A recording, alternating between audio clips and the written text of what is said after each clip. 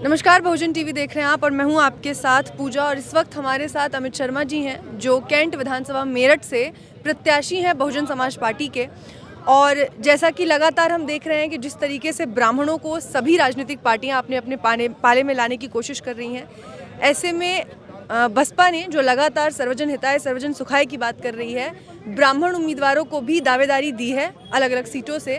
गाज़ियाबाद की भी हम अगर बात करें तो वहाँ से भी अपनी एक सीट से उन्होंने ब्राह्मण को उतारा है जो कि पहले बीजेपी में रह चुके हैं। सर, इस तरीके से अगर देखें तो सर्व समाज पर भरोसा करते हुए बहन जी आगे बढ़ रही हैं और लगातार हर जो समाज है उसके व्यक्तियों को वो टिकट भी दे रही हैं। कितनी जिम्मेदारी है आपके कंधों पर इस वक्त और कैसे काम कर रहे हैं आप? देखिए, मैं आपको बता देना चाहता हूँ, पहले तो आपका बहुत बहुत धन्यवाद। और मैं आपको बता देना चाहता हूँ कि बहन जी की जो सरकार है 2007 से 2012 वाली, उसमें सर्वजन हिताय सर्वजन सुखाय के नाते से वो चली थी, नारे से वो चली थी और उन्होंने उसी पैटर्न पर काम भी किया था।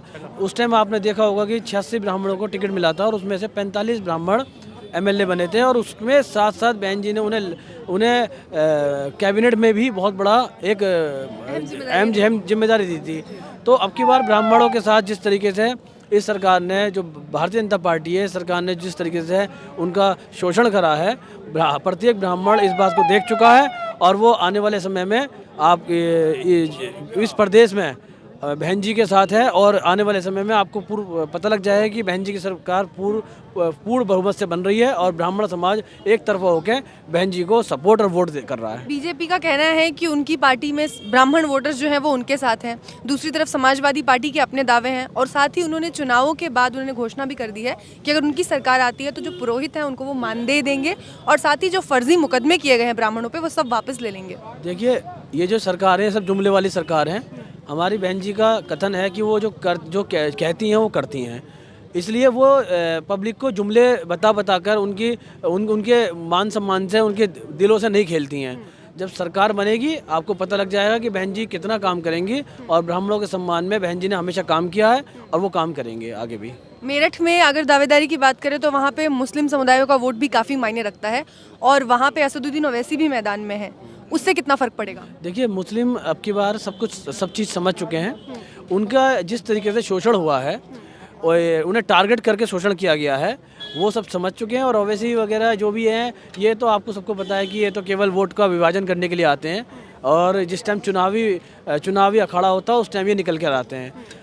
उन्होंने मन बना लिया है बीएसपी के साथ है, क्योंकि बीएसपी का कोर वोट बैंक मजबूत तरीके से बहन जी के साथ चिपका हुआ है, लगा हुआ है। और जैसे ही मुस्लिम समाज बहन जी के साइड को कन्वर्ट होगा मैं आपसे दावे से कह सकता हूँ कि प्रदेश में किसी की हिम्मत नहीं है कि बहन जी की सरकार को रोक दे।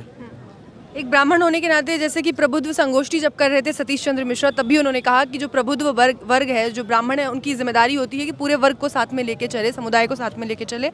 तो ऐसे में आप क्या कोशिशें कर रहे हैं? किस तरीके से आपको लगता है कि हर तबका, हर वर्ग, हर समुदाय आपको वोट देगा? ऐसे क्या कारण है? देखिए, अभी पीछे जो हमारे प्रबुद्ध सम्मेलन चले थे, मैं उसमें अपने आदरणीय सतीश चंद्र मिश्रा जी के साथ ही रहा, क्योंकि पश्चिम में जितने भी प्रोग्राम हुए मैं साथ रहा। उसमें बेशुमार, जिसे कहते हैं ना कि भीड़, जो ब्राह्मण समाज समझ चुका है कि उनका प्रतिनिधित्व कर रहे हैं हमारे आदरणीय सतीश चंद्र मिश्रा जी, और वो बहुत बड़ी जिम्मेदारी भी है। तो सभी लोग उनकी बातों को सबने सुना है और उसी बातों को फॉलो कर रहे हैं। और आने वाले टाइम में ये आपको निश्चित पता लग जाएगा कि ब्राह्मण कितनी बड़ी तादाद में बहुजन समाज पार्टी के साथ जुड़ चुका है और वोट के माध्यम से हम बिल्कुल सरकार हम ब्राह्मण समाज उत्तर प्रदेश में बहुजन समाज पार्टी को सरकार में लेकर आ रहा है। बहुत शुक्रिया सर। भीमराव अम्बेडकर साहब को, मान्यवर काशीराम जी को श्रद्धा सुमन अर्पित करते हुए और पूर्व में 4 बार मुख्यमंत्री आयरन रेड्डी आदरणीय बहन कुमारी मायावती जी को अपना श्रेष्ठ नेता मानते हुए आज हम सब लोग इतनी तादाद में यहाँ इकट्ठे हुए हैं। कोविड चल रहा है, उसकी गाइडलाइन का भी हमें पालन करना है। मैं आप सब लोगों को एक बात बता देना चाहता हूँ कि मैं अमित शर्मा 47 कैंट विधानसभा से चुनाव लड़ रहा हूँ। आप बिल्कुल निश्चित हो जाना, मैं अपनी कैंट विधानसभा को जीतकर बहन जी के पास लाकर बहन जी को 5वां मुख्यमंत्री बनाने का आपको वचन देता हूँ। इन्हीं बातों के साथ मैं अपनी बात को विराम देता हूँ। जय हिंद, जय भारत।